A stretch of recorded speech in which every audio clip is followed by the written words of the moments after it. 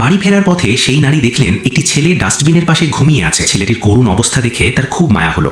তিনি তাকে নিজের সাথে নিয়ে যাওয়ার সিদ্ধান্ত নিলেন এবং জিজ্ঞেস করলেন সে কি কাজ করতে পারে। ছেলেটি অনায়াসে একটি ইট তুলে নিল, সেটিকে দুভাগে ভেঙে ফেলল এবং বলল সে খুব শক্তিশালী। বিষয়টি দেখে নারীটি সঙ্গে সঙ্গেই তাকে নিজের বক্সিং ক্লাবে নিয়ে গেলেন, কারণ ছেলেটি জন্মগতভাবেই অসম্ভব শক্তিশালী ছিল। প্রতিদিন তাকে স্প্যারিং পার্টনার হিসেবে ব্যবহার করা হতো, কিন্তু ক্লাবের অন্য বক্সাররা তাকে একদমই গুরুত্ব দিত না। তারা সবসময় পুরো শক্তি দিয়ে তার উপর আক্রমণ করত, শুধু তাকে আঘাত করার জন্য। ছেলেটি খুব রেগে যেত, কিন্তু সহ্য করা ছাড়া তার আর উপায় ছিল না, কারণ তার এক ঘুষিতেই তাদের প্রাণ চলে যেতে পারত। আসলে ছেলেটির জন্ম হয়েছিল এক মার্শাল আর্ট পরিবারের ঘরে, কিন্তু সে নিজের শক্তি নিয়ন্ত্রণ করতে পারত না। একদিন অনুশীলনের সময় ভুলবশত এক ঘুষিতে সে নিজের মাকেই হত্যা করে ফেলে। তার বাবা তাকে অভিশপ্ত সন্তান বলে ত্যায্য ঘোষণা করে এবং বাড়ি থেকে বের করে দেয়। পরে এক গুরু তাকে আশ্রয় দেন এবং কাউকে আঘাত করতে কঠোরভাবে নিষেধ করেন। কিন্তু একদিন অনুশীলনের সময় এক সিনিয়র শিষ্য বুঝে যায় যে সে ছেলেটিকে হারাতে পারবে না, তাই সে গোপন অস্ত্র দিয়ে পিছন থেকে হামলা করে। এতে ছেলেটি ক্ষিপ্ত হয়ে এক ঘুষিতে তাকে এমনভাবে আঘাত করে যে সে আজীবনের জন্য কোমায় চলে যায়। ছেলেটি যতই নিজের নির্দোষিতা বোঝানোর চেষ্টা করুক না কেন, গুরু তাকে অত্যন্ত হিংস্র মনে করে আশ্রম থেকে বের করে দেন। এরপর থেকে ছেলেটি গৃহহীন হয়ে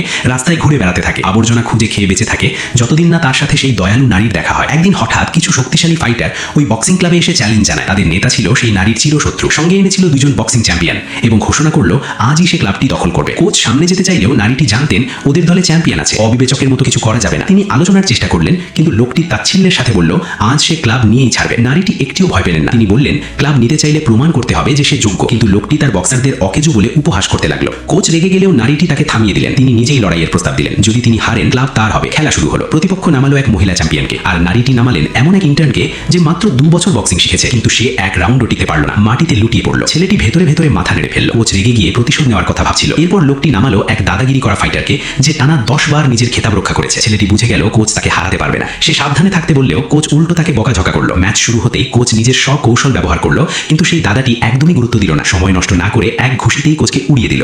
লোকটি স্মাগ ভাবে নারীটির হাতে কন্ট্রাক্ট ধরিয়ে দিল, এমনকি বলল যদি সে তার স্ত্রী হয় তাহলে ক্লাব তারই থাকবে। কিন্তু নারীটি ঠান্ডা গলায় তা প্রত্যাখ্যান করলেন। কথা রাখার জন্য তিনি ক্লাব ছেড়ে দিতে যাচ্ছিলেন। সব দেখে ছেলেটির খুব কষ্ট হলো। যদি ওই নারী না থাকতেন সে হয়তো রাস্তায় জমে মারা যেত। যখন সে দেখলো লোকটি ক্লাবের ভেতরে আদেশ দেওয়া শুরু করেছে, তখন আর নিজেকে ধরে রাখতে পারলো না। সে সামনে এগিয়ে এসে বলল সে তাদের হারাতে পারবে। নারীটি ভেবেছিলেন সে মজা করছে, কিন্তু ছেলেটি লোকটির সামনে গিয়ে বলল সে এই ক্লাবেরই একজন, আর ক্লাব চাইলে আগে তাকে হারাতে হবে। ক্লাবের সব বক্সার শেষ ফর্সা হিসেবে ছেলেটির দিকেই তাকালো। লোকটি সঙ্গে সঙ্গে তার অজেয় মহিলা ফাইটারকে নামালো এবং বলল সে রিংয়েই ছেলেটিকে মেরে ফেলবে। কিন্তু তারা জানতো না এই সময়ের 1 বছর পরই সেটাই হবে তাদের মৃত্যুবার্ষিকী। যখন সেই মহিলা ফাইটার ছেলেটির দিকে ঝাঁপিয়ে পড়ল, তখন ছেলেটির মার্শাল আর্ট দেখে সে মুহূর্তেই হতভম্ব হয়ে গেল।